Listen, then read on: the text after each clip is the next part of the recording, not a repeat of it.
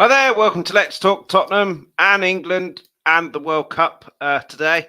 We're doing Premier League preview, but obviously England played earlier, so we'll be talking about that and the World Cup and all the issues that are going on there as well. I appreciate Wales are playing, so a lot of people will probably watch this on the replay. Thank you for doing that, and if you are watching live, thank you very much. Here with Ben. We did the Premier League preview at the start, before the start of the season, so we're here to see how it's gone so far and who's right and wrong on various different things. But yeah, how you doing? Yeah, good. Thanks. You? Apart from Football Manager, I'm doing dandy. But yeah, quite a good break to come on here rather than carry on with that and probably get fired. But anyway, yeah. So let's start off the World Cup. I mean, it is a World Cup, and generally it's talking about football, but football isn't the talking point with this World Cup. And I mean, Harry Kane, Gareth Bale were going to be wearing the One World armbands. They haven't because they're going to get banned or whatever. And I'd like to have seen them do it anyway because it would have been the third group stage. And you'd hope with England after today's game that they'd be sailing through anyway. So you can understand from their footballing point of view why they're not doing it. But FIFA have said they can wear their no discrimination armband instead. So what's the bloody difference? I don't understand it. But it's just that Infantino or whatever his name is, that 57-minute weird. I've seen a lot of people talk shit in person and on Twitter, but he takes the absolute top prize of that. Essentially, a 57-minute rant, essentially saying the Qataris are lovely people because they're paying me vast sums of money, so you have to be nice to them. Is essentially what that was about. And a lot of the pundits obviously saying it's out of order and it's really bad and the human rights and everything like they should be saying, and then people criticizing them saying, well, you're taking their money going out there. But I guess there's something to be said that they are watched by, certainly the BBC coverage, watched by a massive worldwide audience. So raising those issues on TV is going to reach a lot bigger audience than them just saying it on Twitter at home. But I mean, where do you stand on the whole? Well, I know where you stand because I've spoken to you before, but where do you stand on the whole armband and the human rights thing and the presenters and all of it? To be honest, I mean, I think the armband is a small part. I mean, I get there's a gesture, but you can do gestures. I quite like the fact that England did the kneeling down. That was quite. Yeah, I mean, you can obviously do gestures in other ways. I think even before the tournament, I think Norway and Holland did some things, didn't they? I mean, and I think I think there is two schools of thought to it, and it does depend on how you see it. I mean, the argument is that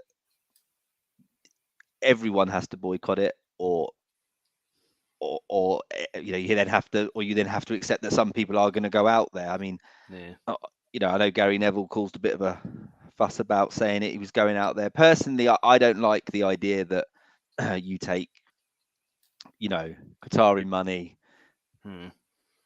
whilst knowing you're going out there to criticize it. I think that seems a bit hollow. But on the flip side to that, if you're going to have 3 people in a studio, no matter what, you probably want people that are going to call it out for what it is. You don't want, every TV network just to be full of people there that aren't going to mention it. I do like the fact they have mentioned it. I know some people don't like the idea of like the politics in sport, but unfortunately, we've allowed it in now. You can't get away with it in this. Yeah. It's not like sport shouldn't be interlinked with politics. Politics shouldn't be interlinked with sport. So now that you've let people own football clubs who are political people, you can't now get away from that. That decision has been made a while back, And I think in this as well, one of FIFA's mottos is football is for everybody. But when you're saying football is for everybody, and then saying, but if you're homosexual, you can go out there, but it's probably not safe for you. It's just or even if you just want a beer. I think the thing about the beer is as well, I don't think anyone would have said, if they'd have said a year ago that will be no alcohol, that's their country, that's fine. But to say it so late, and there's talk that in hospitality suites, if you paid the big money, you can drink. So So I mean, again, it's just like a hollow thing. If you've got got the money to pay for it, then prosecco will flow. If it's if you're down in the regular seats, you can't. So I mean, you're there to watch football. I like a beer as much as the next man, but not for £12.50. I don't. I'll have some water. Thank you no, very much. yeah, But yeah. I mean, you I keep just telling me how your beers fill up from the bottom. That's your. yeah, that's Tottenham. It's £6, which is extortionate, but it's not Qatari level. But Yeah, yeah, I just think all in all, it's obviously a bad choice for a World Cup. That Infantino bloke, I agree, it was a weird, I mean, him whatever saying it he was. got bullied because he had red hair is ever so slightly different. That, you got bullied for having red hair rather than being imprisoned because you're gay, or Yeah, of have no course, of rights course. because you're a woman. It's just complete. It just shows, I think, the complete massive gap now between the rich and the poor. In the rich people now, not all of them, obviously, because there will be some that can relate, but in the majority, and certainly with Infantino, has no acknowledgement of what poor people go through, and certainly in No, this, of what gay people go through, of what women go through, of what migrant workers go through. Absolutely. So just shut up yeah. about it. But it's literally defending, I think, Qataris, because they're giving him and FIFA vast sums of money. He's trying to Well, I defend think it, as well. so it's a I think as success, so well. he gets a load of money. He had to double down, didn't he? The World Cup was happening. I mean, Yeah, yeah, as the person who's in charge of FIFA, if he was to come out the eve on the tournament and go, yeah, we made a clanger here, but just let's try and get on with it. I don't think it would have gone down well either. So yeah. he's just like trying to get through it. I think but it was a weird statement, and I think a lot of people talk about like this high bar, or hypocrisy over, what the Western world has done, but as a general rule, I don't think a World Cup should be somewhere where a women's World Cup wouldn't be. Yeah, So, yeah, I think that's even just as a starting point before you get into anything else, you know, um, I don't see how they came to that conclusion. I no, think we all have our ideas of how they did come to the conclusion, but Russia obviously 2018, yeah, Qatar in 2022. It, I don't know if you've seen that documentary on Netflix about FIFA, but it is no. really enlightening. I'd recommend anyone to go watch it, because my understanding of FIFA was that it sort of got more and more corrupt recently. But actually, I think when you go back, it's been corrupt for absolute years. So I don't think it's going to change. I think the way that they vote for these things is it's an invitation for bribery, an invitation for Yeah, corruption. yeah. So I don't think it will change anytime soon. But No, I mean here we that's a are. yeah. It's just. I mean, it's worth saying as well. I've said it's a ridiculous World Cup, a stupid World Cup, but yet I'm watching it. So people saying Yeah. that these people are uh, uh, hypocrites for going out there and taking the Qataris' money, they're probably the same people like me saying it's a ridiculous World Cup, it's a stupid idea. Oh, let's put BBC on and watch the football. So the only difference is I'm not taking any Qatari money. I'm not buying England shirts, which are also made by people on £1 a week, or £1 an hour or something like that. But I think unless everybody boycotts it, I mean, this one world, one love armband. If 50% of the nations agreed to do it, and they were all the big nations, and then it was agreed, if you book us, that's fine. If you send us off, that's fine. We will walk off the pitch and go home, and then you don't have a World Cup anymore because it's against all the Yeah. lower. That would damage television ratings, damage tourism, and everything like that, and that would send out a big statement. But it's never going to happen. It hasn't happened now, which is unfortunate. But I mean, we could go on and on and on and on about the World Cup and how it's terrible and everything like that. But let's move on. And thank you to everybody for watching as well. Please hit the like, please hit the subscribe, and the notification bell as well. Really helps the channel. But there was some football today. England versus Iran, 6-2. Yes, we conceded 2 goals against Iran. One was a ridiculous penalty. I mean, if that's a penalty, Harry Maguire gets one in the first half. I don't think I've ever seen a game where it's been almost half an hour injury time. The concussion protocols as well.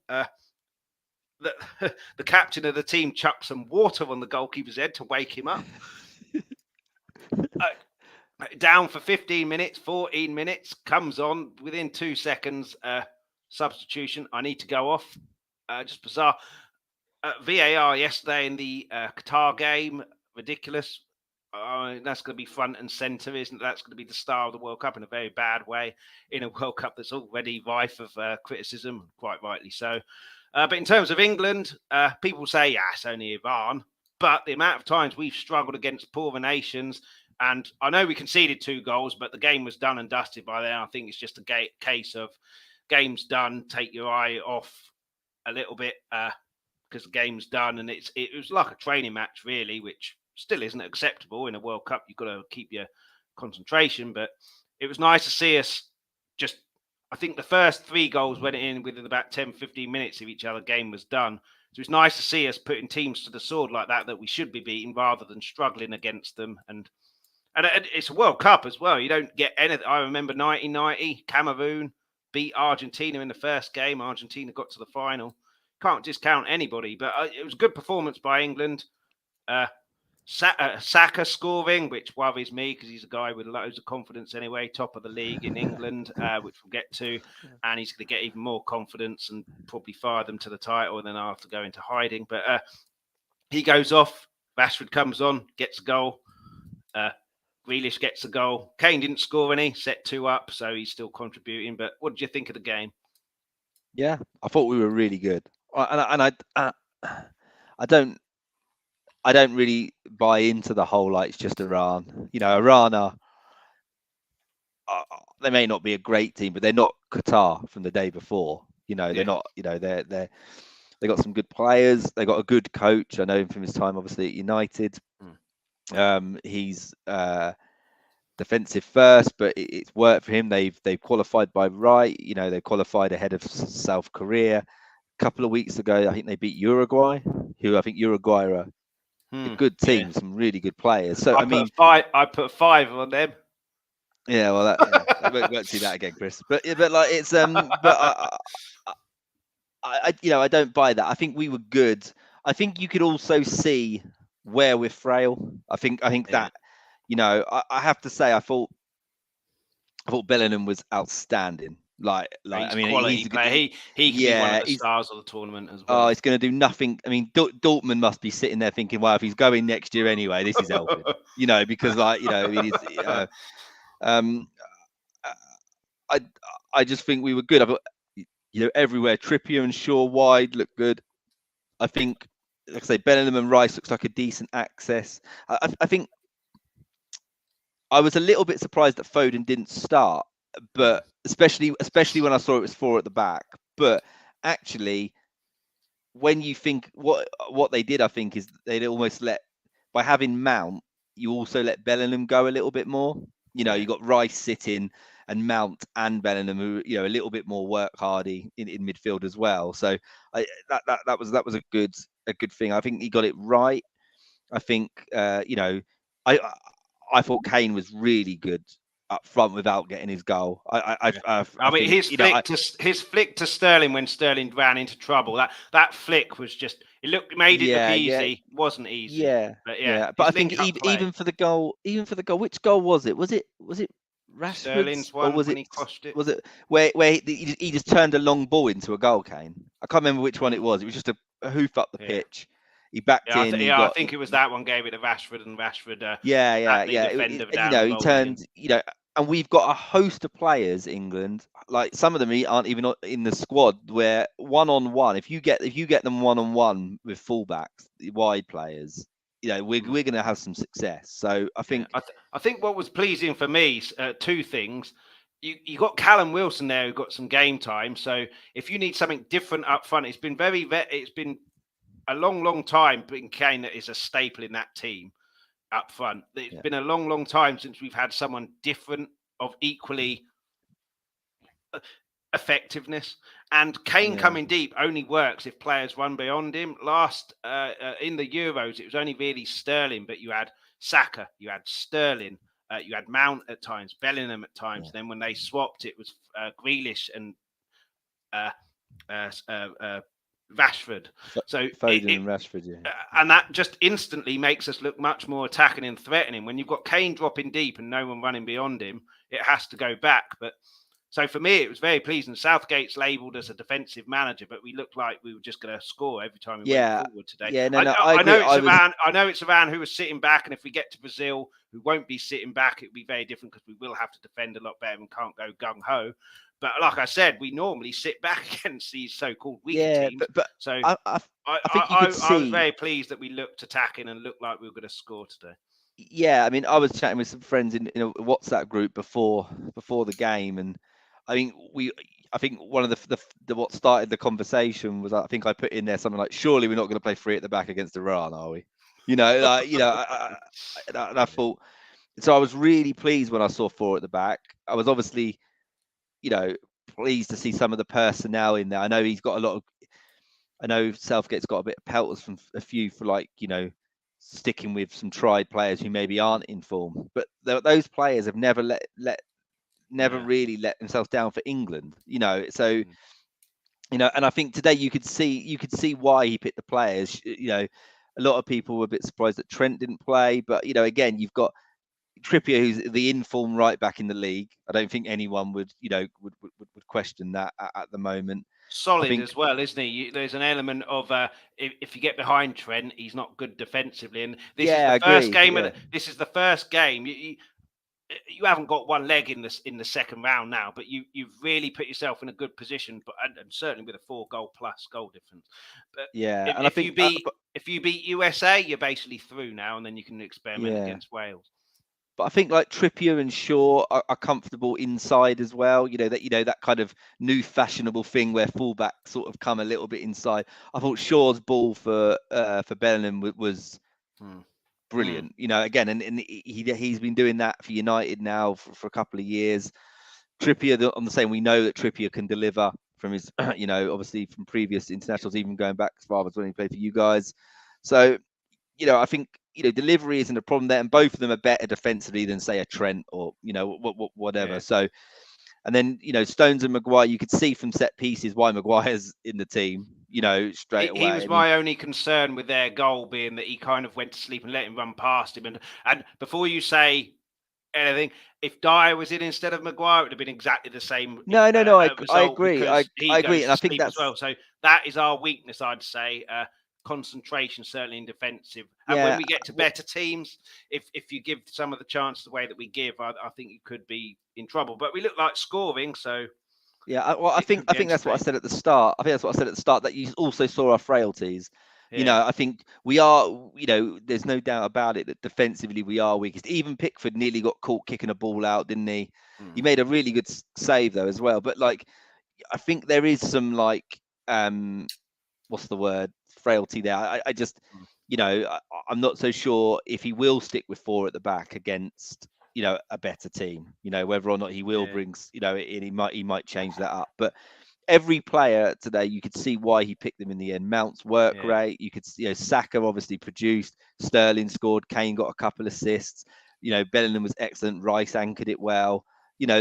Every player played well, and I think, like you said, they scored a goal which where Maguire probably lost his man at a bit of concentration. There was no one on the cover either, and then the penalty was never a penalty. Oh yeah, and, I mean that was against Maguire, wasn't it? But never a penalty in a million years. And if it is, that it should have been 7-2 because he should have had one in the first half, which was arguably worse than the one that I mean, put it this way. I've watched a load of World Cups now, and I can't remember having as good a start. I don't know about you. No, remember one, but I mean the frailties. I'm not that concerned about at this stage. I always think I don't want to win like 8-0 in the first game because there's only one way to go then.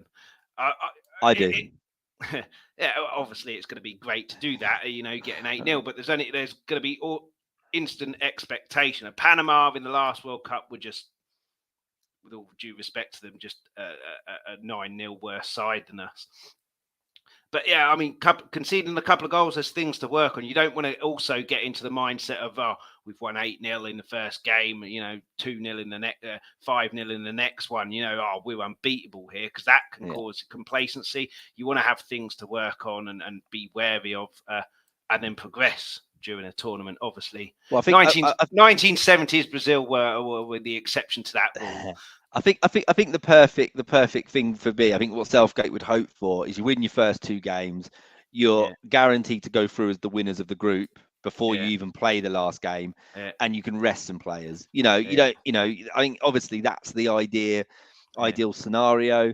Because you obviously it's going to be trickier in the second round. As from as we go on, and we know yeah. that. So, I mean, it was quite. I think I was quite happy that Holland won I'm tonight not. as I well. put Senegal to go through the group.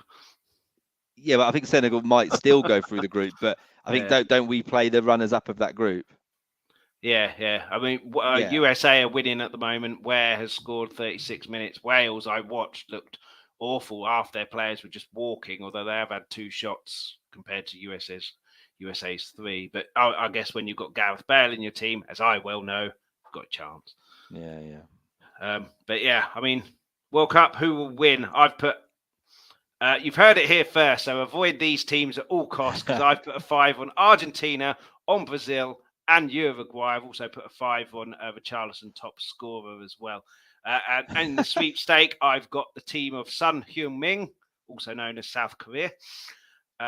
So they won't win either. So there's 4 teams you can avoid. I think I've told you this before because of where it is. I know there's air-conditioned stadiums and everything like that, but I think the humidity, the heat, and everything suits a South American team, maybe an African team like a Senegal or a Ghana. But yeah, for me, South American team, one of those 3. Obviously, Brazil, Argentina, the favourites, Uruguay, Bentancur, and I think it's Valverde in the middle. Brilliant midfield pair. I'm not sure what they've got going forward, but they're my outsiders. But for you, who do you think will win? Any outsiders or dark horses that could spring a real surprise? And No, I mean, how do you think England will do? I've said quarters. I You had never know, I guess. so I think we both take part in a predictions Hmm. thing, don't we? And I just followed a map through of the things, picking who I thought, and I had England in the semis, but losing in the semis. But Yeah. I had a really tough choice. One of the games I think was Germany Brazil, Hmm. right? And I, in the end, went for Germany just on the basis that there's a mental thing there from that battering they took. Obviously, you could say it's a Hmm. revenge match or whatever, but I actually think the European teams are better than people are giving them credit for. I know that everyone's putting the link together of the heat and Hmm. whatever, but I actually think the European teams are better. I mean, obviously Brazil and Argentina are good teams. I'm not Hmm. saying for a second they're not, but I actually look at you know, I think if I had to pick out of those two, Brazil or Argentina, I would pick Argentina. I think overall they're slightly better balanced. Hmm. I think Brazil have obviously a embarrassment of riches going forward, Yeah. but I'm not an expert on South American football, nor am I an expert on like their qualification campaign. But when you just look at the Brazil squad, there's a lot of age in the back. Now, like, you could call that experience, but I mean, I think I saw Danny Alves still. I think he's like 39. I mean, Well, he'll so spend most of his time on the floor, wouldn't he? But well, I don't know. along He might do if along with Mbappe's running at Richarlison him. and Yeah. But I mean, I don't know. I think the instinct is, like you say, to put the heat down and say, oh, this might favour this lot, this might favour this lot. But I think really, when it comes to it, I expect the Europeans to be a good Hmm. show. And I think, again, on paper, I don't know if you class them as a dark horse, but Portugal, I Hmm. think on paper, you look at like their best 11. I Yeah. think that it's an incredible team. And Hmm. you know, again, same with Argentina. If Messi shows up and has a really good World Cup, that might just be enough for them. I think if Hmm. Ronaldo shows up and scores 6 goals in this World Cup or whatever, that might be enough for Portugal. So Yeah. it's again, Yeah. France is really unfortunate for Benzema. I think Yeah. France would have been a Well, real they've got top. 6 people out, but then it might work in their favour. Going, oh, no one fancies us. We can Maybe, go but under the radar, and they've still got Mbappe. they've got a lot of players that are also like semi-fit, like Varane, and do you know what I Yeah. mean as well? It's they've I taken a don't. I few, don't so think they'll retain it because of those injuries and, like you say, the semi-fitness. But they are world champions, and yeah, they are yeah, world champions, aren't they? yeah, I think so. Yeah, Aren't yeah, they? and they beat Croatia, didn't they, in the Yeah, final? I just think I think the other team that the other I also like Uruguay, because I mean you're talking about Bentancur and whoever it Valverde. was in midfield, but they've also got that Ugarte who played against your lot for Sporting Lisbon, who I think's one of those players that in a couple of years he'll probably go somewhere. He looks a good team. And obviously in attack, Uruguay have Suarez, Cavani, Nunez. They've got a young Oh kid from yeah, United, Nunes, of course. Palestri. They're Yeah. not short. They're not short of talent, and then defensively as well. They've got is it the Barcelona centre back Araju or whatever it is? I can't pronounce his name, but they've got some. They've got. I'm pretty sure Godin's still there. He's experienced. They've got a good team, Uruguay, and it wouldn't shock me. But again, I think Uruguay have got a really tough group. I can't remember exactly who's in their group, but I think they've got a tough group. It might even be, is it Portugal's group? Anyway, I can't remember, Yeah, but I'll it's have a quick look. Hang but it wouldn't shock me. It wouldn't shock me if they did well. Denmark's another one, I think. Yeah, so Ghana, Korea, Portugal, Uruguay. Yeah, I still think they'll get through. Yeah. Yeah, I'm not sure on Portugal, to be honest. I still think they rely on him too much. I had when I did the walkthrough, I had a Germany winning it, but I don't know what it is. I think it's just a default English thing to pick Germany to win a World Cup. It's based on which Germany turn up. The Germany of the last two tournaments, or the Germany that we grew up watching, who whatever happened turned up in tournament. But they've got good players. I mean, I think they've got a new manager as well, haven't they? And it was obviously Joachim Low, I think that's his name, was there for donkey's years, and it was time for change. Like with Man United, once you have someone who's there as a staple and is successful, always going to take a little bit of time to get used to someone else. But they are starting to get players. That Musiala that plays at Bayern. There's a real statement for him being the best youngster in the world at the moment. I think he's playing so well, and I know they've got their old types, your Mullers, and but they've also got Sane, some good young players as well. I mean, Kimmich is just an absolute world class player. So I could see them if Germany are one of those teams, if they get to the quarters, if they get that far, no one would want to play it. I think Germany's problem might be not getting that far because again they've got a tough group, haven't they? Germany, I think. Yeah. It's but anyway, yeah. Yeah.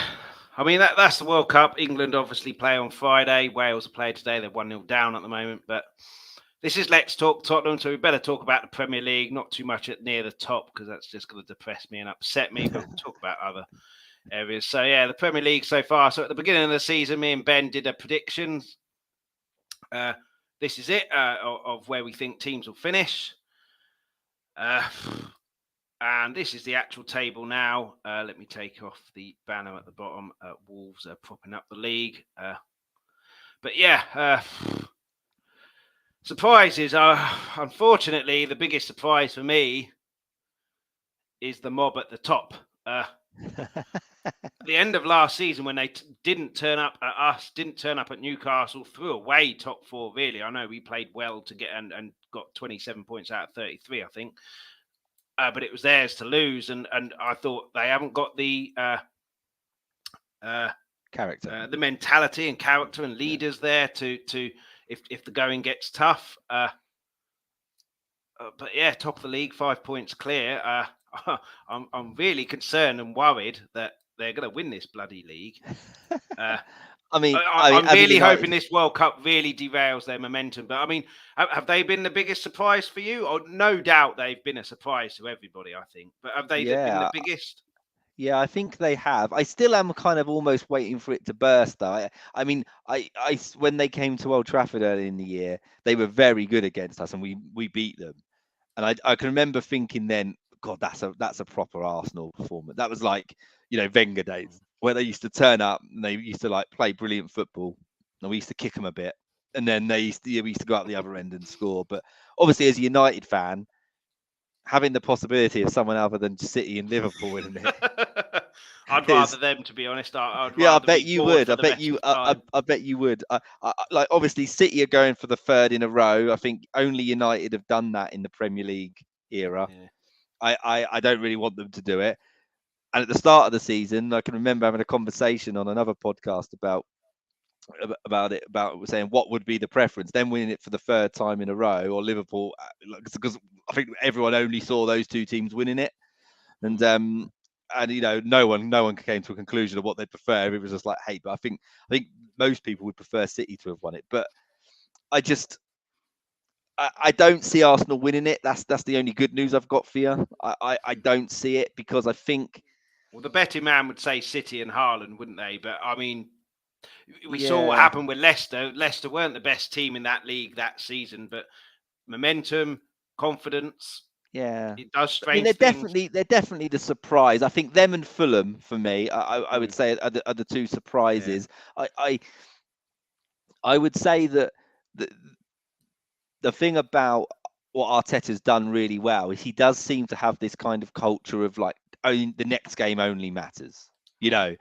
and like I think mentally, I think that's good for Arsenal. They got quite a lot of young players. They're a bit fearless to a degree, and I think only really when Arsenal fans start believing it, really they could win it, might the pressure come on them. I think even Yeah. Arsenal fans at this point still are a little bit like, okay, well, let's pump the brakes a bit. Oh, the With IT guy at work, bloody, isn't he? What he laughs at me every bloody Tuesday.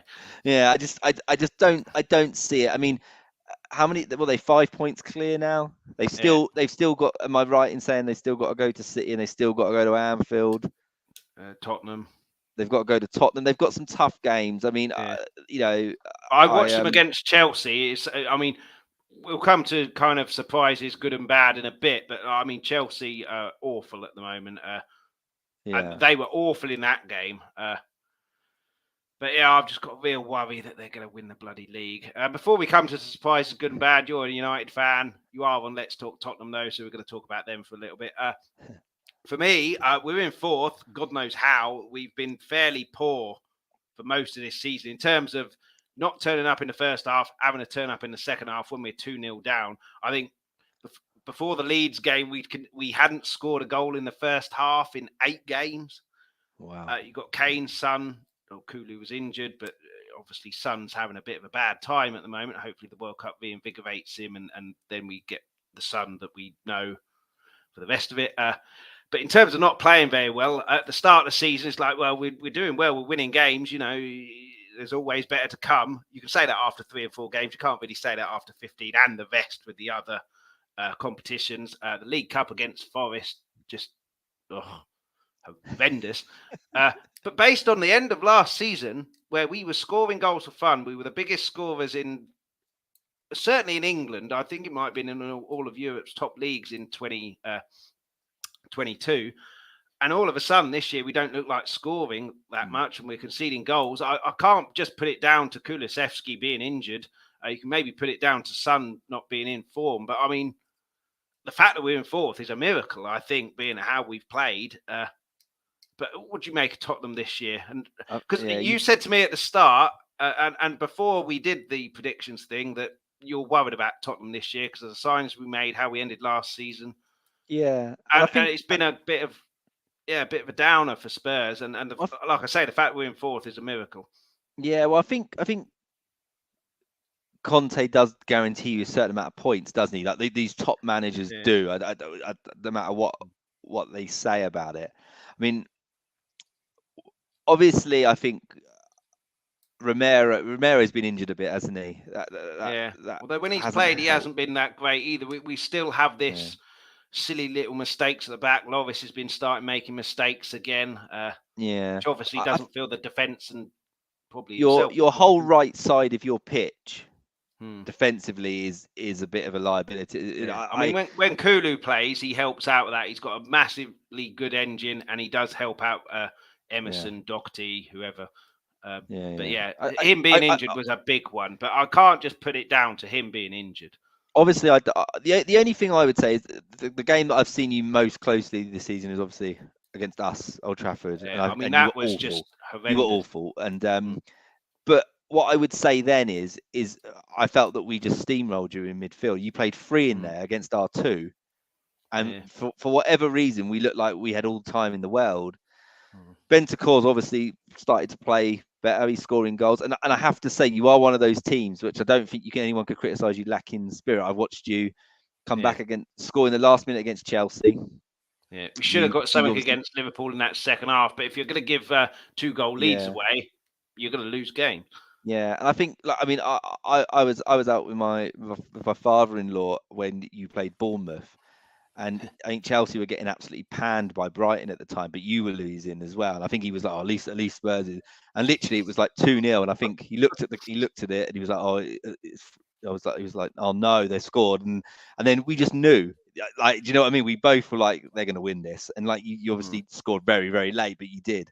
And I Yeah, think that is something you do have going for you. That's maybe why you have yeah, managed to pick up points when you're not playing yeah. at your best, because you do. And I have to, to say, all aside, that front four that you have got, there is goals in those front four. They're Mm. always going to, Kane, Richarlison, Kulusevski, and Son. I know Son maybe hasn't having the greatest season, but Would you put that you down have to? to. Sorry, Would you put Son's bad form down to leading goal scorer last year? Uh, I don't know. I don't know. I mean, Played well in obviously, two games this year. when he played against when he played against us, all I could say is that teams obviously definitely make a plan for Son or Yeah. now. Like, if they didn't before, they definitely do now. Kane is dropping ever deeper, and I think maybe there is that kind of feeling that they're not close enough. Maybe sometimes I think, Mm. obviously Kane does it well, but the Sun's pace should get him behind. But if you do it too much and it's become too telegraphed, maybe teams are, when Kane goes deep, maybe the worry isn't Kane, maybe the worry is Son. And so I don't know. I mean, good players obviously have dips in form. I think that happens to all players.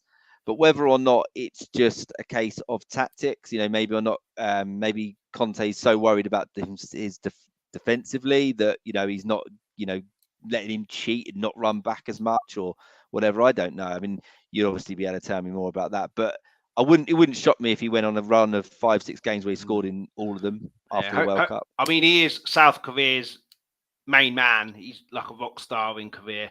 So for him being able to play is huge for them. So hopefully he can star in there, get some Wasn't he injured confidence. though? I thought he wasn't going to go at one point, and He's then wearing a mask. He's wearing a mask similar to how Kane did. So yeah, he had a fractured eye socket, which. oh Jesus! But yeah, but Maybe the mask hopefully will he's help fit. people not spot him on the pitch. Maybe. Yeah, it's not that kind of one.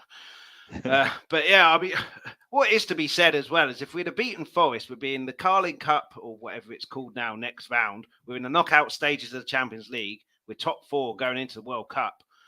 So in that respect, we'd have all taken that, but before the start of the season, we'd have probably taken knockout stages, Champions League, and fourth in the league. I think Yeah. one of the issues is we're fourth in the league; they're 3 places above.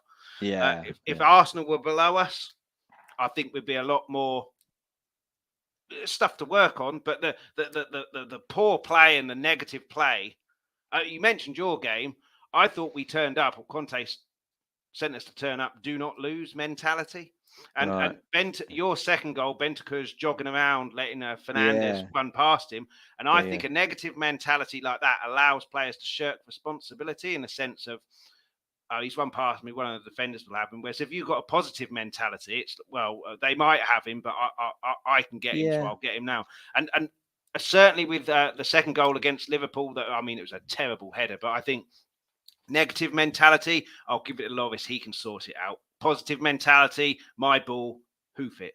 Yeah. But having said that, if you're going to head it back, make sure you head it back and make sure it gets to the goalkeeper. But I don't think the mentality helps. And then in the second half, when we're losing, right, positive mentality, and we look so much better. Obviously, the other team have a lead to defend, so we'll sit back a little more and invite us on. But yeah, last year, certainly that last game of the season when we had to just get a draw against Norwich and we go and beat them 5-0, get an early goal.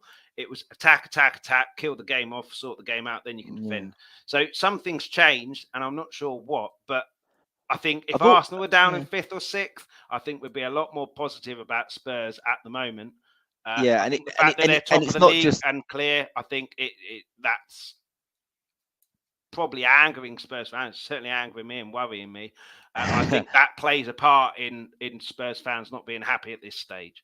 I think as well, it's a problem in style, isn't it? Because they're playing well, they're playing good football. Yeah, yeah. It's one And they're thing if going they're out to playing. attack teams. They're going out to beat teams. They're going out to attack teams, put teams under pressure, get an early goal, kill the game off, then go and sit back and just run the game down. Yeah, I So it's think complete it's chalk one and thing. cheese. It's one thing, obviously, if they're playing good football in 5th, You know, Mm.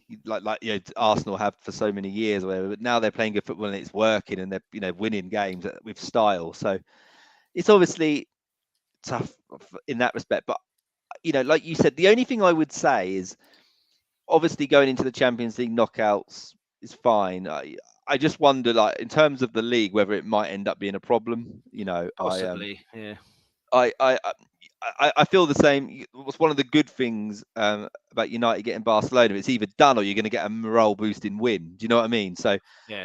but I think for Spurs, going out of the cup isn't the obviously I know Spurs are desperate for trophy. I really understand that, but It's you a know, team we could have beaten. We beat them earlier in the season. It's a team. yeah, They put their reserves out as well. We had a fairly strong team out, and again, it's not so much the loss, although the loss was terrible. It's the manner of it. I mean, it just didn't turn up again, and it's being that Man City versus Liverpool, all the one of them are going out. All the Arsenal, Chelsea, West Ham all yeah, went out. It was a real opportunity to get far in that yeah. competition and win a long awaited trophy, and I think the one just other didn't thing I turn would up. just say, the one other thing I would just say, when I've watched Spurs this year, and it's 3 or 4 times, not as much as you, I'm sure, but I would say that you do miss a creative player in the centre of the pitch. Yeah, You a lot of people have you've been. got I said that what? earlier, which I Yeah, think will come to January in a bit towards the end. But I think a lot of movement will happen in January, not just Spurs, everybody. yeah, because it's bit in a way like obviously Ericsson was there, would have been he would have probably been a decent buy Mm, there, but like that I just think the reliance of the centre of the pitch is Kane dropping off.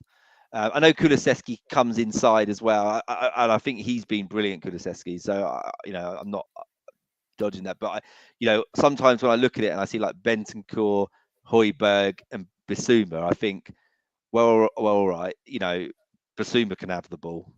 yeah. Like Mm, I'm not over. You don't. As where I think some of the other teams, even players like Rodri at City, you don't really want him to have the ball. Everything sort of goes through him. Do you know what I mean? So it's mm, that's probably another area I think you could do. But like I say, you're fourth. I still think you'll finish in the top four. I think I said, mm, uh, you know, said to you at the start of the season. I think Conte will get you enough points to get you over. Obviously, it's complicated a bit by Arsenal being a lot better than I thought they were mm, going to be. But the fact that Chelsea are a lot worse than we thought they mm. would be, um, maybe that, and obviously Newcastle are right up there as well. So Yeah. it's you got to be a little I bit think wary about I them. think if we were playing well, I'd be confident of top four. The fact that we're not, I think you can easily go on a run there where you can't get the 2 goals back in about 4 games and you get 0 points out of 12.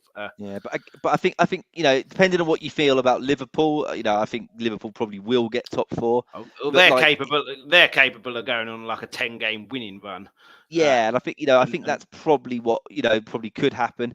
But so you think about that was let's say why their Liverpool. loss was so annoying as well. Would be 13 points clear, and now nothing. Yeah, I mean, Uh, so you got Liverpool, Arsenal, and City, who you think is, I still think probably would be in there. And then I think there's Chelsea, United, Spurs, yeah, Newcastle. I think you have to say as well, all in that hunt for that fourth. I mean, obviously, if Liverpool continue to be hit and miss, maybe they'll miss out. But I wouldn't bet on that. So yeah. I mean, the only good thing I can say is, I mean, this World Cup, like I said, a terrible idea, but I'm pretty pleased about it happening because it means I don't have to watch Tottenham for a month. But there's no momentum for us to speak of that can be dented and stopped. Whereas Arsenal got all this momentum, yeah, Newcastle got all this momentum. So the World Cup could be a bad time, in the same way that half time came at the wrong time there. yeah, But yeah, that's Spurs, Man United, terrible start. But yeah. you're fifth, I think. Didn't realise your goal difference was 0. 20 goals scored, 20 goals conceded. But Well, obviously, a lot of those 20 would have been at the start of the season. You got battered 4-0 by But how do you think Ten Hag's done? The whole Ronaldo thing, it's all kind of dictated by that. But I thought that was a good thing when it was against us, wasn't it? Stormed off. But I think it was a good thing because he can then say, well, I'm the manager. You can storm off all you want. I'm in charge. And it gives him yeah. an air of I think authority. But how do you think you've gone about things this season? Where do you think you'll finish? And what do you think of the whole Ronaldo situation? Well, I think I said at the start of the season we'd finish fifth. You might be able to bring it up Mm. and tell me if I've said different, but I Yeah, think let's I have a think I look. said at the start we'd finish fifth. I'd probably stick with So that. yeah, Sixth, you said sixth. I sixth. said fifth. We Yeah, both so had Spurs third. I'd probably stick with that fifth, sixth type bit. I think I'm not entirely sure how it will go. I have to say I think Ten Hag's played a blinder with Ronaldo. Yeah, I think he's got everything right, and without saying a word, really, Ten Hag has pretty much stamped his authority on the team because yeah. I think Ten Hag had a couple of really big issues at the start when he came. He obviously had what to do with Maguire, club captain, not playing well, wasn't scared to leave him out, but we all knew that Maguire was going to get chances to play because Varane is Varane and he doesn't go a whole season not being not being injured. So we knew that he'd get his time. I think Maguire knew that as well, and I think in fairness to Maguire, he has got on with it. He hasn't complained too much. I think the signings we've made have been pretty good. I think Martinez is a firm favourite now. I think all the I think that whole he's too small to play Well, there has really well, galvanised well, everyone. he's very similar to Kulusevski. Kulusevski among Spurs fans when he came was like, well, he's not quick, is he? But every time you see No. him, he skims someone because he's like sharing them, got quick mind, quick feet. Yeah. Martinez too short, like John Terry weren't exactly like, Peter Crouch, was he? One of the, No. you don't need to be tall. If your positioning's right, your reading of the game's right, your aggressiveness is right, doesn't matter, does it? Yeah, but I think I Yeah, saw something about Martinez that said something like he's won the most percentage of aerial duels in the Premier League or something. So I mean, I don't, that might be inaccurate, but it's up there. He's up there for sure. yeah. So I think we've done okay. I think we are what you see at the moment with United is exactly what we are. And I think that Inconsistent, you mean? inconsistent. We had a week. Highlighted, I'm assuming, by the 0 goal difference. Yeah, absolutely. I mean, get absolutely pumped by Brentford.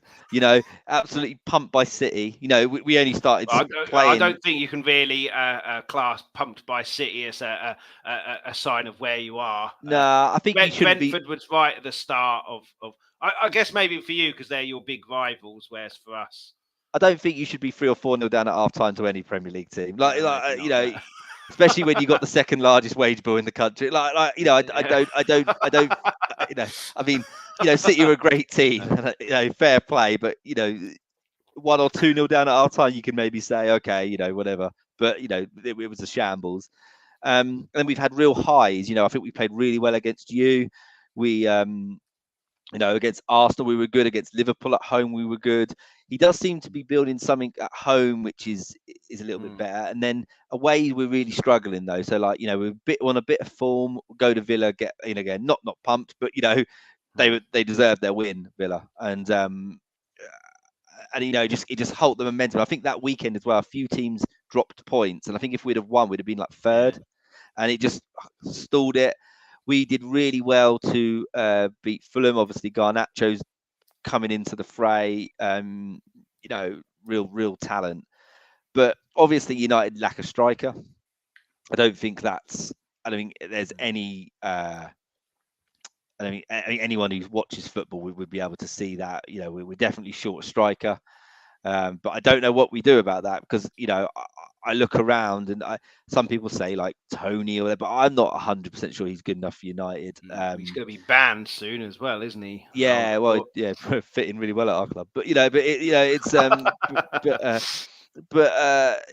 yeah, I don't know. I don't know where we go. I mean, a few people have said that Osimhen at Napoli, but Napoli are flying. Why would he leave in January? Do you know what I mean? And so maybe it will be a Ronaldo. His contract's terminated, and Martial and Rashford will have to get us through to the summer. And I think if that's the case as striking options, we will struggle. I don't think we'll get top four.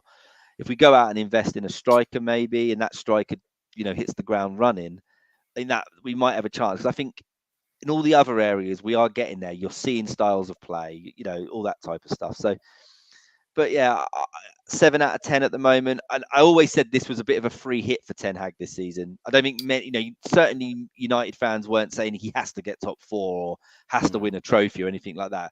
I think we just wanted to see a style. We wanted to see progress, and I think the buys, Casemiro, Martinez, Anthony, have looked good. They've looked good. So I think another summer window of investment, and I would like to think that Ten Hag's style will be there. A bit like I said with Conte, can't say it for Conte and not for Ten Hag.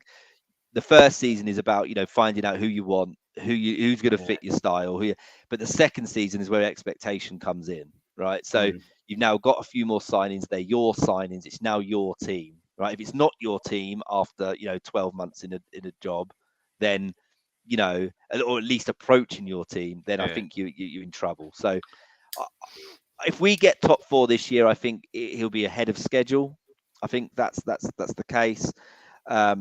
But I wouldn't hold my breath on it because I just think we're too inconsistent, and if we don't buy a striker, we're in trouble.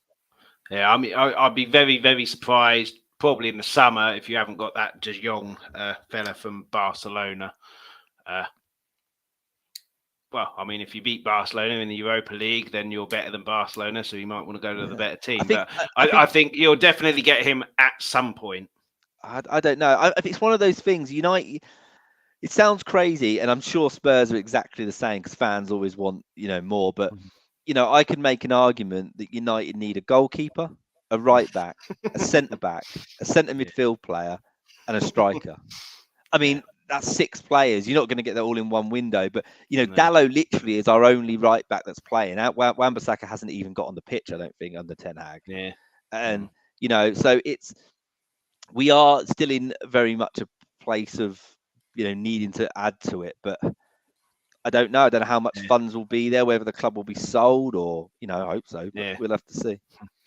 Yeah, it's very interesting, Man United. You're obviously a sleeping giant, and I still think I've said to you many times you can attract players that we necessarily can't, even if we're in the Champions League. You're not, because you're Man United, and you can label that as sleeping giant. You can wake up the giant up. But in terms of the other teams, surprises, good and bad. We'll start with the good. You mentioned Fulham. Newcastle have to be a surprise, I think. I mean, they're in, where were they? They're in 3rd at the moment. 2 points off of City. Where do we have them? Both 8th. I think we both thought that they're going to improve, but they're not going to get into that top 4 instantly. And they're playing some good stuff. Beat us. Again, we gave them a 2-0 head start, but we didn't really cause them any problems after we scored. And they looked like a team, an actual team, who's everybody knows their job. And Eddie Howe, I'm not sure if he was with Newcastle fans, but certainly a lot of big teams, like when he was linked with Spurs and probably yourself. I don't know if he was linked with United, but not a big enough manager for that. And he's now sitting pretty in 3rd and done a brilliant job there, getting the players he wants. So for me, they're a big surprise. You mentioned Fulham. They were one of the favourites to go down. They're down in 9th. In terms of good, Brighton. You can argue possibly they're a good surprise, but after Potter left, and they're still in 7th.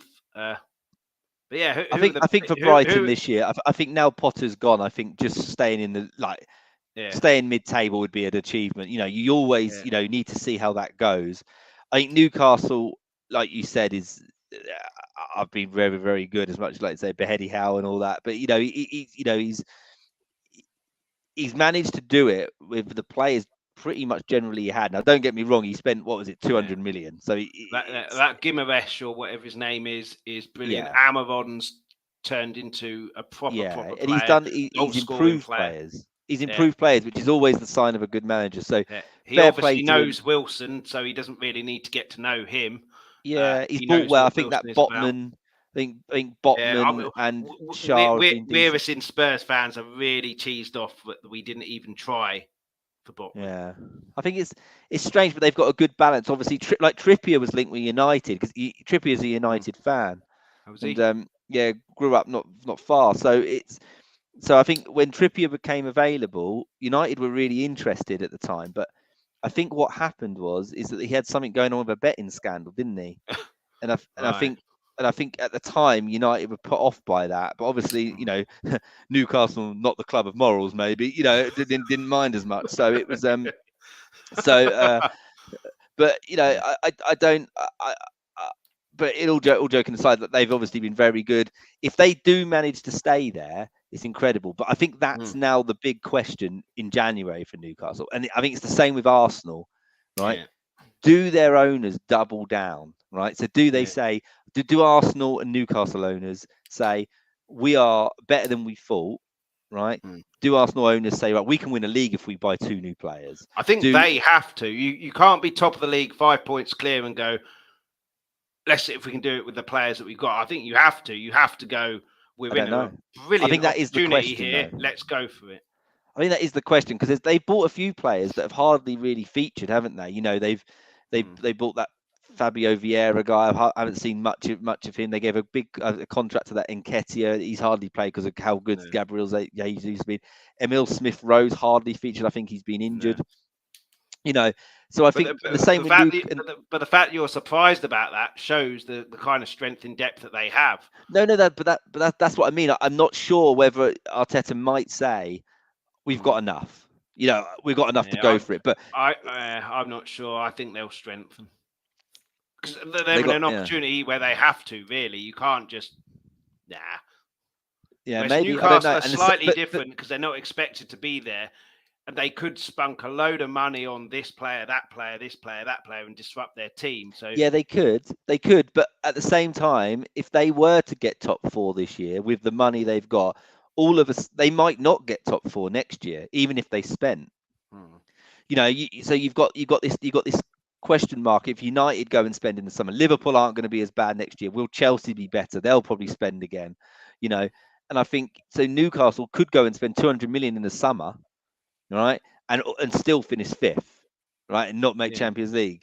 They could go and go spend 200 million in January. I mean, I don't know about the FIFA fair play rules. Maybe they can't, but let's say they can spend 200 million in the summer in January, and they can somehow extract the players they need, hmm, and they do finish top 4. You might argue that it's worth it because then in the summer you got a better pick of players as well. So I don't know, but I definitely think Newcastle, Fulham, yeah. and Arsenal are the ones that have been the surprises. In terms of the ones that Well, have been let's look at the bad. I can tell you now, your favourites, Liverpool, will definitely be one. One of my Chelsea, yeah, favourites, Chelsea. Although Potter started off really well at Chelsea, then it's all gone really downhill. Look at that.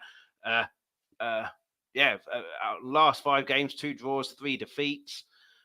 Wolves, who are at the bottom, I predicted them in the bottom 3. Like I said, I thought they didn't score that many goals, but they didn't concede many. Sell Cody conceded a lot. Southampton, changed their manager. Everton, I thought they'd be around there. West Ham, I thought after last year, in Europe for the first time, they still maintained their kind of European push all over the place at the moment. They're the kind of big ones for me. Liverpool, Chelsea, West Ham. But for you, the yeah. bads, who have been far worse than we thought. Yeah, well, I think I would definitely agree with Liverpool and Mm. Chelsea. I think like I'd have had them as staple top 6. Absolutely no way out of those. Top 6. Liverpool, I would have if you'd have come to me and said they wouldn't finish in the top 4, I'd have laughed at you.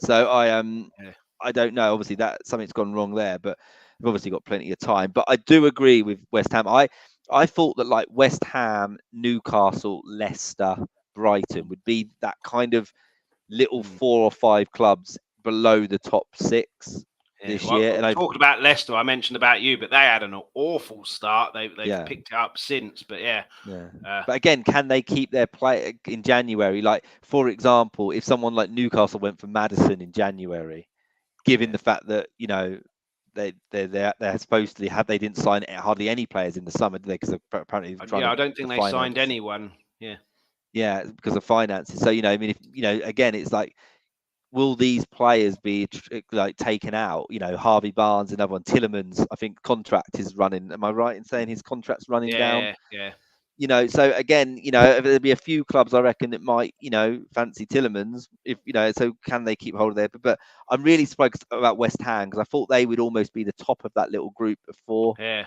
What after do you the top think's 6 gone that they're wrong with on. them? Obviously, we're not West Ham fans, so we don't really watch them apart from when No, they play our clubs on like Match of the Day, which is a 10-minute clip. What do you think's gone wrong with them? The bubble, no pun intended, the bubbles burst, or just something gone wrong there, and teams have I don't figured them know. out a Look, little bit. I don't know. I think they obviously signed a centre back, didn't they? Who got injured pretty quickly. Mm, I think I vaguely remember that happening. And they obviously signed the Skamaka guy, and yeah, it hasn't really. He hasn't. I mean, I think from what I understand, he's playing okay, but not banging goals in, which I think strikers. That's how they're judged. I mean, yeah. um, I But Bowen hasn't really got going, has he, this no, season? he's He's been one of injured their a big bit in and players. out, hasn't he? And I think Yeah. uh, I think again that kind of Souček Rice thing that was so like integral for them a couple of seasons ago has sort of started to not look in penetrable. I mean, Souček I don't think is in the same form No. that he was. Was certainly not getting in goals and stuff. And obviously there is obviously this question mark always about Declan Rice and when he's going to Mm. leave. So they obviously lost Mark Noble as well. Not that he was playing, but he was obviously a good character around But he's the still building. there, isn't he? He's in a Yeah.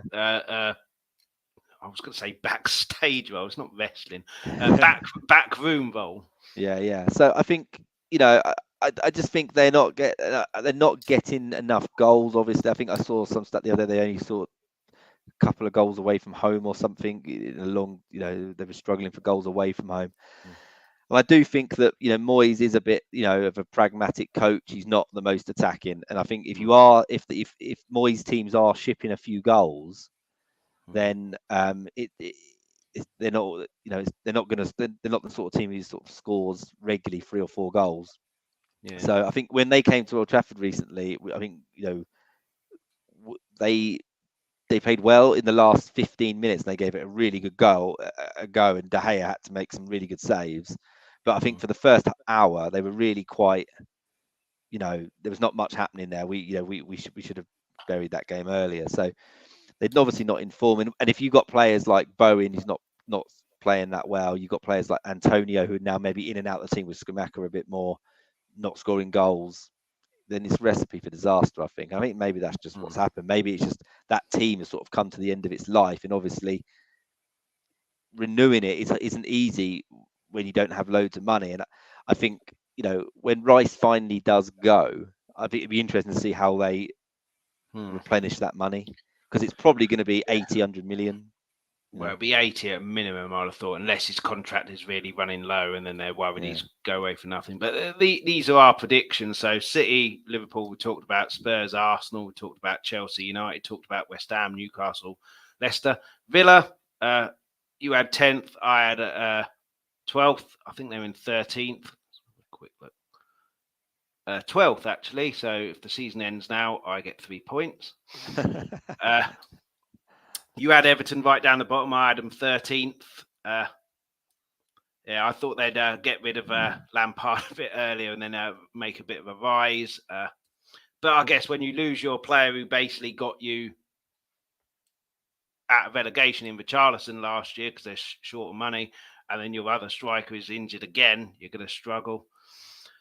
Brighton, probably be there or thereabouts. 11th for you, 10th for me. Palace, 11th for me, 12th for you. They'll be there or thereabouts. You had Wolves 13th, but obviously they're down the bottom where I had them 18th. But they have got a new manager starting after the World Cup, Lopetegui, so they could rise up.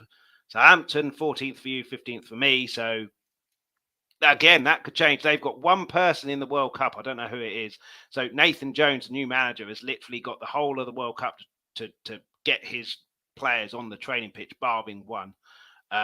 So they could really be different after the World Cup. Leeds 14th for me, 16th for you. They're a weird one. Sometimes they play well. They were leading against us 3 times. They lost. I think again, they're still shipping goals. They're not the Bielsa horrendous defensive Bielsa team, but they are shipping goals. Forest, I think they people have worked Leeds out though. I think I was watching something the other day about how they press you so high, and basically you just need to clip the ball over them, and you've got chances. I mean, I remember Ajax doing something really similar against United in the Europa League final when we won it with Mourinho, and he basically just put Fellaini as a number 10 and just played to Fellaini's chest, and there was like 6 players out the game, and Yeah. it was, but and he likes to do that. Marsh, they press high, they press fast, but if you break the press, then they're all at sea. So We did something not too dissimilar when we got to the Champions League final. They couldn't handle Levente at all, and the ball to him, and yeah. yeah. But yeah, Forest 17th. Where are they? I think they're 18th, aren't they? Yeah, they're 18th. But yeah, it's going to be, do they get relegated or do they not? I don't think they'll get anywhere near like 10th or anything like that. But again, they're kind of got used to the 74 players that they brought in. Yeah. Fulham, I had them 16th, you had them 19th. We talked about those. They're in 9th, absolutely fantastic. And Bournemouth, we've both got at the bottom. Where were they? They are 14th. Yeah, 14th. So I feared for them and said they're down when they got done 9-0 at Anfield. Get rid of Scott Parker then and there, and then it's O'Neill, isn't it, who's come in. And they played well against us in that first half, and then we decided to turn I up and still they think just they're in sat trouble. back. I still think they bring that league back up again. The current places. What are they? So they're just 2 points off 3 points off relegation. So I still would say that they are banging trouble, Bournemouth, because look at the goal difference. I know they got hit for 9, but and I think when you've got, what I would say about Wolves and that, I feel like they will get out of it. Wolves, maybe I'm wrong. But the other one I think that's done well, what we haven't really mentioned, is Brentford. Not easy after a second season. And I think losing Ericsson as well. Did you have Brentford right down there? I think, did you say they get relegated, didn't you, last year? I can't remember anyway, but it was 19th for me, 15th for yeah. you. Yeah, so they've both done better than we both expected so far. So it'd be very interesting what happens with Tony, because if he gets suspended for any length of time, he is their main guy, he is their target man, he generally scores most of their goals. So if he gets banned for any length of time, they could have some troubles there. I did see someone say that they thought that Tony wouldn't have been there in January anyway. They thought there would be a few clubs that were going to buy him, but obviously that might change now if he's not going to. I don't think anyone will touch him now until certainly the summer, when they know what his situation is going to be. But yeah, I think it would have been very easy, like, for Brentford just to sink after that first season. You have a good season up, and then but they've done really well. And again, when I know we weren't in a great spot, but when they played us, they were all over us, absolutely mauled us. So it was, I think they're one of those teams that I think is better than you actually give them credit for, because you actually don't know any of many of their players. Everyone knows Tony, but they've got a lot of really good players. Damsgaard is a good player. I like him. Yeah, and the guy who sits in defensive midfield as well. I always forget his name. Is it Christopherson or Christopherson? No, it's like Norwood, or I can't remember now. But yeah, he was really good against us, and they got some real, like, pressing monsters in that team. That Jensen guy. They really go after you. So I don't know. I feel like they're that sort of team. And obviously beating City away recently, that is a hell of a result. Yeah, no one saw that coming, did they? But last kind of point now, what's to come? This is going to be very, very difficult, because I think there'll be a lot of movement in the World Cup. A lot of players going to and from and going into teams, because of the two facts. There's going to be a lot of fatigue. Certainly the European playing teams, who've been playing pretty much every 3 days or so since the start of October. There's going to be a lot of fatigue there. Man City probably don't need a striker, because he's on holiday, isn't he, for a month skiing. Yeah, he's getting a nice rest. He needed it, didn't he? Mo Salah, the same. Luckily, we've got Kulusevski. Sweden didn't qualify, so he's having a rest. But if Kane plays long into that World Cup, same with Son, they're going to need a rest. So we'll get. Or if they get injured. Yeah, absolutely. I think there'll be a lot of fatigue amongst the World Cup playing players come like March, and fatigue brings injuries. And also the fact that a lot of players, that James Ward-Prowse, Maddison, were linked. But if James Maddison goes to Spurs, for example, there's no guarantee he's playing straight away. And when there's a World Cup on, I want to be playing week in, week out to get my way in. Now the Yeah. World Cup finishes. Now, okay, there's not a tournament until 2 years. I can force my way into a new team, and then in 2 years, I'm on that plane. Yeah. Same with James Ward-Prowse. So I think a lot of business didn't really happen, and Bergwijn left us because he wanted to get into the World Cup team. So he wanted to play regular football. So I think a lot of players didn't go to certain clubs because they weren't guaranteed to be getting into that first team when the World Cup was, what was that, Yeah. August, so 3-4 months away. Whereas after the World Cup, I think a lot of players will be more willing to move and sit on a bench for a little bit and force their way in. And so I think there could be a lot of movement then. So I would be very surprised. You mentioned him earlier, Madison. I'll be very surprised if at the start of February he's at Leicester. Yeah. So I really in don't. terms of what's to come and how teams are going to do, it's very, very difficult, I think, because I think there's going to be a lot of changes in personnel in teams. And like I said, the momentum could be a big thing. Nathan Jones being able to train all of his players on the training pitch for a month, that could be crucial to them. So with all this uncertainty and variables, what do you envisage for the second half of the season? Absolutely no bloody clue, Chris. No, I am. I don't know. Like, I think starting at the top, I'd expect City to start turning the screw a bit. It'd Just be very interesting. quickly as well, Wales cometh the 82 minutes, cometh the Gareth Bale penalty, 1-1. 1-0, good. Well, it's a good result for England if that stays a draw. So, Sorry. So I think at the top, I'd expect City to really start, applying the pressure to Arsenal, and see how Arsenal stand up to that. I think it'd be interesting to see how Chelsea pick up, whether Chelsea and Liverpool specifically. Can Newcastle carry on? I think these are all questions that we don't know. I mean, I don't know how many players Newcastle have got the World Cup, but like, for example, if Bruno Guimaraes or whatever got injured on international duty, I think he's I mean, Brazilian, isn't he? And they've got yeah. embarrassment of riches in those going forward and the strikers. So Well, Martinelli's at the World Cup for Brazil, but he probably won't get a huge amount of game time. Yeah, but I mean, Bruno Guimaraes is competing with Fred, so I think he might play. And and Almiron, is he at the World Cup? Is he Spanish? no, he's he, Paraguay, isn't he? Or so something? he's not in it, so he gets a big Yeah, mess. so I think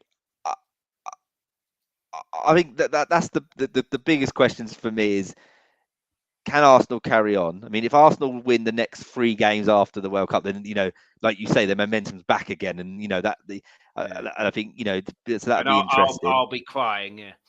Yeah. I mean, one of us will be at least happy about it. So but Newcastle was interesting. I also like to see what Wolves do now at the other end. Yeah. New manager. He's a good manager, Lopetegui, but has he ever been a club manager, or is it just he wasn't he Seville manager for a bit, wasn't he? Right, okay. Yeah, and presumably with Spain manager, he will know Diego Costa. Yeah, so I mean, everyone knows Diego Costa, Chris. No, but yeah, working with him. I mean, not just his reputation. But I mean, they've got players there. They've got enough to score goals. That Podence, Neto, Neves, Jimenez, and they got enough to score goals there. They got Bruno, not Bruno Neves. What's his name? Neves. What's his Ruben Neves? They got some good players. I think Wolves' uncertainty is at the back. Like you said, they sold Cody. They're no longer watertight. But yeah, I mean, I don't know. I mean, again, signings, I think like you said, signings and injuries are going to be, I mean, fatigue, I agree, fatigue will happen, and maybe a bit of loss of form for some players. But I think the real cripplers for teams will be injuries and big, and signing. I think injuries like strains and stuff will happen because of fatigue, which is the cause of fatigue and playing too many games. No, I agree. I think certainly as well, when you've got European competitions starting again, presumably in February, you've had the, I mean, that's one blessing in disguise, isn't it? The Carabao Cup that ends in February, they've got to fit in God knows how many rounds from December to February, so we don't have that. Yeah, and also as well, I think been moved back as well. I mean, there's a possibility that both United and Spurs will be out of Europe. It's not. But I do think that those teams that end up out of Europe, like, I'm a bit surprised Arsenal still prioritise the Europa League at this point. But it's those teams that come out of Europe earlier, in theory, should do better in the league. It's like you say, with the congestion of the fixtures, Yeah. it should help. So there is silver linings there. I take that point. But I just think injury. I mean, again, you can go through pretty much every team, can't you? Mm.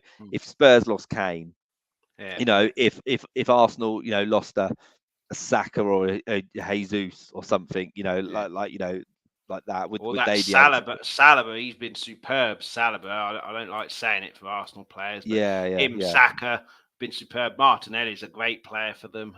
yeah, His goal against you, which was obviously disallowed, didn't look like he was ever going to miss when he got in. I know it was given offside yeah, marginally, but he didn't look like he was going to miss and sign of confidence. And yeah, so yeah, if they yeah, get one of the injuries to one of those, Odegaard as well is playing well. yeah. So I yeah, mean, I it's a would good say, opportunity. like, who a team's going to sign at the bottom to give them a boost as well. I mean, Forest surely can't sign any more players, but like Well, 2 or 3 more maybe, but I don't know. And so I think from a Spurs point of view, I think if you could just find some sort of creativity from the central point and yeah. get Romero back, and maybe a right back. I'm assuming you need. I don't know Spurs that well, but Yeah, I yeah. What's happening with Jed Spence? I don't know. I saw something today on his Instagram. He's taken all mention of Spurs off of there, so I don't know what's happening there. But yeah, Emerson. I'm not sure I've seen a worse footballer in terms of crossing in my life, and I've played five-a-side where I pay to play. Uh, uh, yeah, we need so many more things. You said it with United, but Loris is 34. Four-star backup's 34, 35. So we need another goalkeeper. Uh, Eric Dyer, I like Eric Dyer. He ain't good enough. If you want to be getting top 4 every year and then progress to win things, Eric Dyer ain't good enough. Romero's good enough. Injuries, but Davinson Sanchez ain't good enough. So that centre back, we need someone there. Sessignon, not good enough. I think he's got a crippling confidence issue. But again, if you want to get top 4, you can't be carrying passengers. So you've either got to get that confidence going or leave. Perisic has been a bit underwhelming. He's 34 as well, so we need someone there. We have got that Udogi at loan at Udinese, who's supposed to be tearing it up in Italy in his 1920. So I'll be amazed if he's not in our starting lineup next year. I think midfield we're all right. But yeah, if Kane gets injured, is Richarlison the yeah. answer? Don't think so. I think that is the one thing I'd say Yeah, about but United. there'll be a lot of teams like that, though, don't they? If Mo Salah got injured, for example, they haven't got Mane to fall back on. They've got No, I Nunes, agree. but I agree. if Van Dijk gets injured, we saw what happened. Yeah, How yeah. many seasons ago that was? Allison the same. Yourself, Bruno Fernandes, if he gets injured, Yeah. See, the thing is about United. I think this is having a go at United. I don't think really there's one player that I think is so incredible that so I mean, obviously, Casemiro has sort of slotted in really well, and he's been big for us. And like I say, Martinez has performed well, but we do have depth, and I mean this in a nice way, but also they've got to move on eventually. But the depth is all similar quality, similar, but not miles down. I mean, obviously I'd prefer to play Martinez and Varane than Lindelof and Maguire, but that's not a bad backup Yeah. partnership. Do you know what I mean? And Shaw and Malacia, we do need a right back, but there's a lot of teams. I think Newcastle. I know they signed that Isaac guy who got injured, and then they've got Callum Wilson. Who scores the goals if Callum Wilson, goes down and Isaac's not around? And if Almiron gets injured, I Yeah, mean, or he's been a Gudmundsson. revelation this season. Yeah, So so I mean, yeah. what I would say is my feeling for the top 4 now is City, Arsenal, Liverpool, Spurs. That obviously has changed from what I had said Yeah. at the start, but I still think those. I think those were the 4 I had, weren't they? Yeah, I think those were the 4 I had, just in a different City, order. Liverpool, Spurs, Arsenal. Yeah, Yeah, I so still think. we both had that slight different order. Yeah, We I had City still and think. Liverpool the wrong way around. I still think that they will be the top 4 teams in the league. I just don't know what order, and I think Newcastle is now basically in there with United, Chelsea, in that kind of group below trying to nip into the top 4 if one of those top 4 don't play well. Well, I mean, Newcastle are well in it. I mean, they're it's slightly different. We're 3 points clear of you in 5th, but you've got a game in hand. So argue the toss, and it's 15 games each. You win that game. 29 points is 4th and 5th.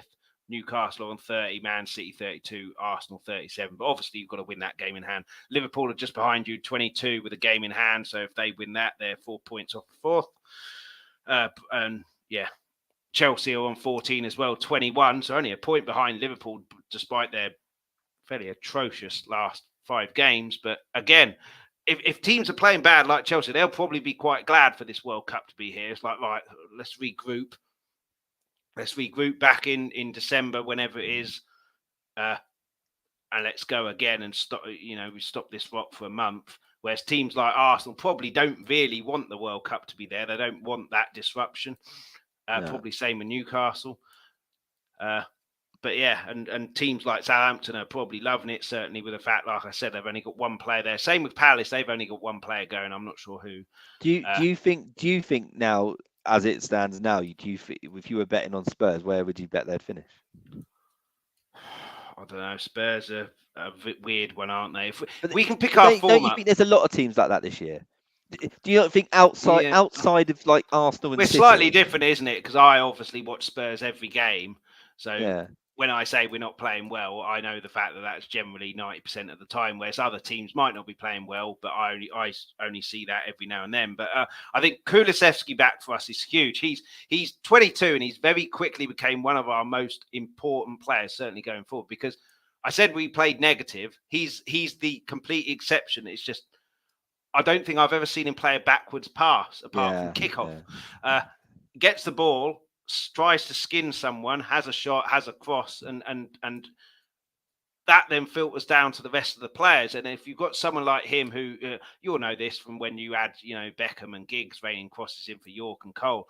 If you know the cross is going to come in and it's going to be quality, you're going to make that run into the box. If you've got Emerson, who he should be a rugby player because they always go high, and if he can aim it right, he'll get like 3 points every time.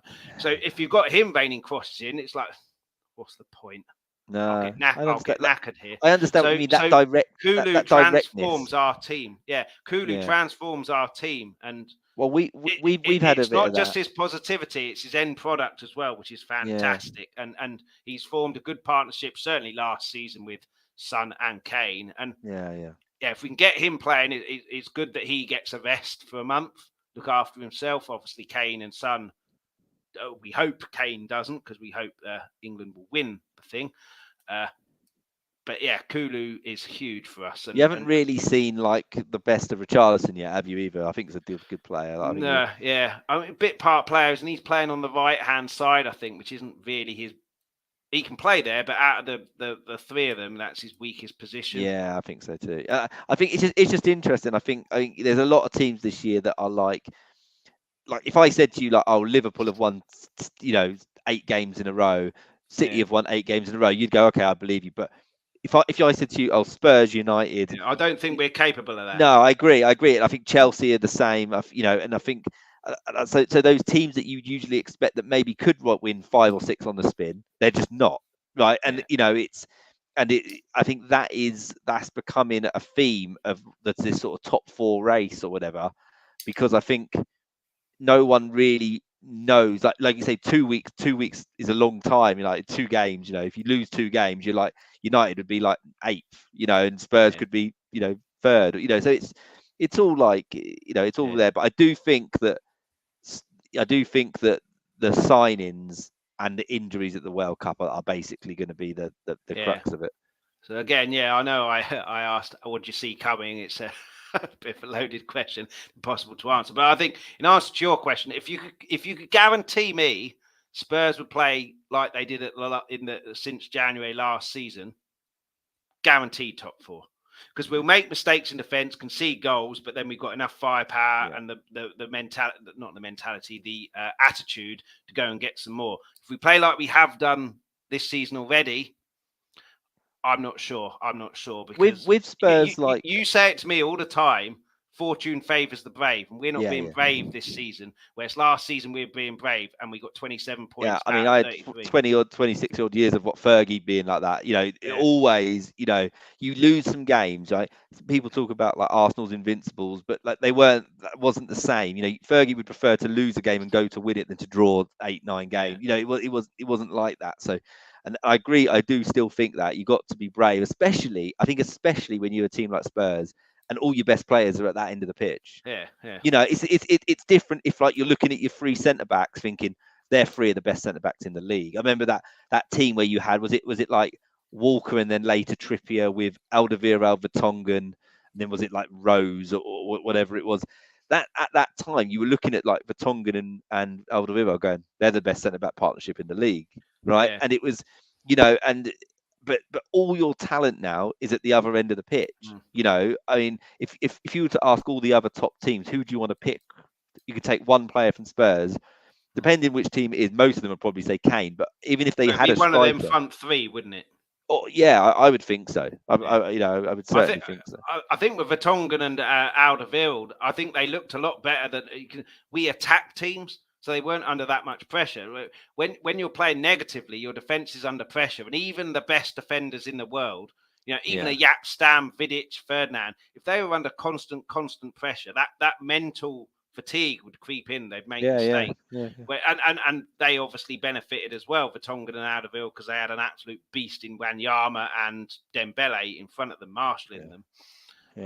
But I just my big worry as well for the World Cup is Bentancur will get injured, because I think he's been our player of the season, and certainly in the last month or two, he's dragged us through. He dragged us through against Bournemouth, a couple of the European games, Leeds as well, and he's been the one who, when we haven't been playing well, has gone. I mean, you had Roy Keane, who was one of the best at it. Right, come on, lads, follow me. And he's been brilliant. So if he gets injured, we could be in trouble as well. I know I mentioned Kane, Son, Kulusevski are big players, but if he gets injured as well, I mean, Kulusevski gets all the headlines from January because he's scoring goals and assisting goals. And apart from the last month of Premier League and Spurs play, Bentancur hasn't, but he's been a revelation. I think against you last year when Ronaldo won it for you, that was his worst performance, but I think his most important performance, because it was a very early reminder, right? You get time in this league, you don't in the Premier League. I mean, he's been a revelation this season. So if he gets really injured, we could be in trouble. They've been really good signings, I think, both of them. I like. It goes to show as well. You get all these Spurs fans going, "Oh, we haven't spent 150 million." Like, we didn't spend 50 million on those two. You don't need the money. It's about scouting and who fits into your system. And they're always the ones that you love, aren't they? As well, the ones that sort of don't cost you. I don't know. It's weird, isn't it? Like, I mean, I saw a City fan the other day talking about Haaland, and basically their main point was he wasn't as expensive as like 100 million we had to spend for Kane or whatever. He was. So it wasn't really talking about his goals. He was talking about value, which is strange for a fan because I couldn't care less. So, but it's not my money. But I've just still 1-1. Every single game has at least 9-8 minutes of injury time. What are they doing? It's probably the right thing. It's probably the right thing. It's probably just they're actually counting goalkeepers wasting time for once. Maybe, but I mean, anyway, it's pretty much finished there. I think it's 3 minutes left. So is it still 1-1? Still 1-1. Yeah. In terms of the shots, In terms of the shots, Wales are on top a little bit. 7 shots to 6. They had more on target as well, but apparently they're into added time. But again, good result for us that after our earlier win. So basically, a draw is probably good enough if you then don't lose to Wales as well. But if we win against USA, we're pretty much we are through, aren't we? We would be through. But so not too bad. But we've pretty much reached the end now. We can carry on talking about the World Cup and what we think might happen in the Premier League with unlimited variables on signings and injuries and everything like that. But it's quite interesting to do these, the preview at the start. the middle part. It's not quite the middle part, but obviously the World Cup is a good break. And then we'll do one at the end, of a review of the season as a whole, and see how close we got. See how far away we were. Yeah, obviously when we play you as well, if you're around, it'd be good to get your thoughts on how the game will pan out for the preview, and then how.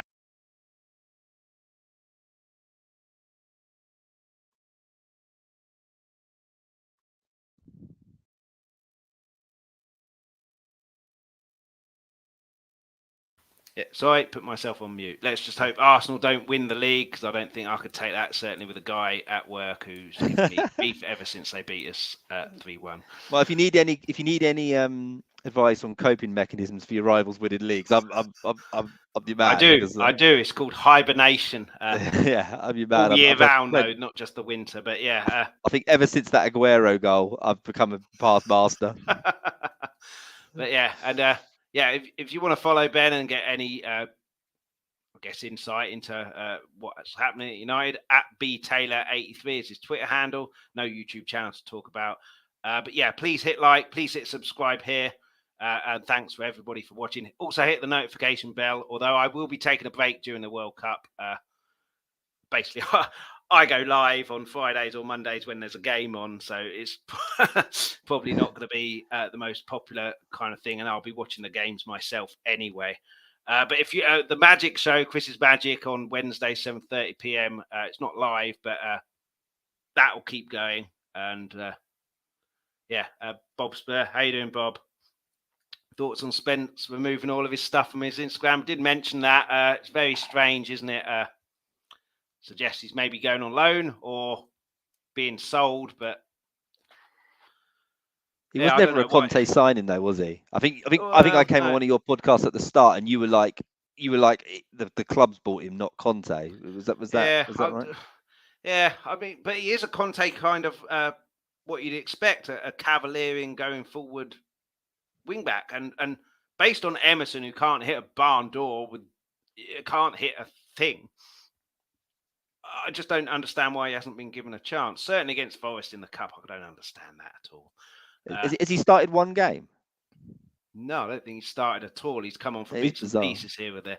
But yeah, I just think it's a real shame. But yeah, I would imagine Bobby's going on loan, and it's pretty much been decided. But obviously, he can't move until January, and then there's, I think, 4 days left after the World Cup finishes until January. So I would imagine he's gone on loan there. Or he was labelled as a bit of a pain, wasn't he? A bit young, so maybe he's just in a bad mood, deleted it all. But I wouldn't read too much into it, I don't think. But yeah, we've pretty much reached the end here. If you're watching the replay, please hit the like. And if you haven't done so already, hit the subscribe. And yeah, the Magic Show will carry on during the World Cup. So that's Chris's Magic on YouTube. This won't. I'm going to have a break. It's not much to talk about. Unless something big happens at Spurs, like, I don't know. It's announced. It's announced that Haaland's had enough of Pep and he's coming to Spurs, and I'll do a show. Or Mbappe, Pochettino's told him how wonderful London is, now wonderful Daniel Levy is. Have a go. But yeah, I think we play 26th against Brentford, so 23rd will be the Friday, so I'll do the preview then, so that'll be the next show, unless, as I say, something massive happens at Spurs, but I'm not sure it will. Or if England win the World Cup, I might do one then. Let's talk Tottenham, but based on England. But yeah, cheers, Ben, for coming on. Always a pleasure having you on for the preview, Man United shows, apart from when you win, and the reviews as well. So yeah, and until after the World Cup, enjoy the World Cup. Hopefully England can win. And yeah, slightly differently, but as always, come on, England. Thanks so much for watching. For everybody who joined in the live chat and added comments, before you go, please leave a like and hit the subscribe button if you haven't already. Also, please hit that notification bell. That'll give you a notification every time we're about to go live, and it's all completely free. For those who missed the live show, you can catch this whenever you want on Let's Talk Tottenham's YouTube channel. Please also hit the like, subscribe and notification bell, and everybody please leave feedback, comments, suggestions in the comments section on the YouTube videos. For those of you who listen to the audio podcast, thank you so much for listening. Anyone who wants that audio podcast, you can pick that up wherever you get your podcast from. We're back Mondays 7:30 p.m. UK time and Fridays 12:30 p.m. UK time. Alternatively, if you go to Twitter at Talk Tottenham, Instagram, Let's Talk Tottenham Podcast, you'll find all the information there. Anyone who wants something a little bit different, also do a magic show. So I do one trick a week, which drops Wednesday, 7:30 p.m. UK time. Chris's Magic on YouTube is where you'll find that. But in the meantime, come on, you Spurs.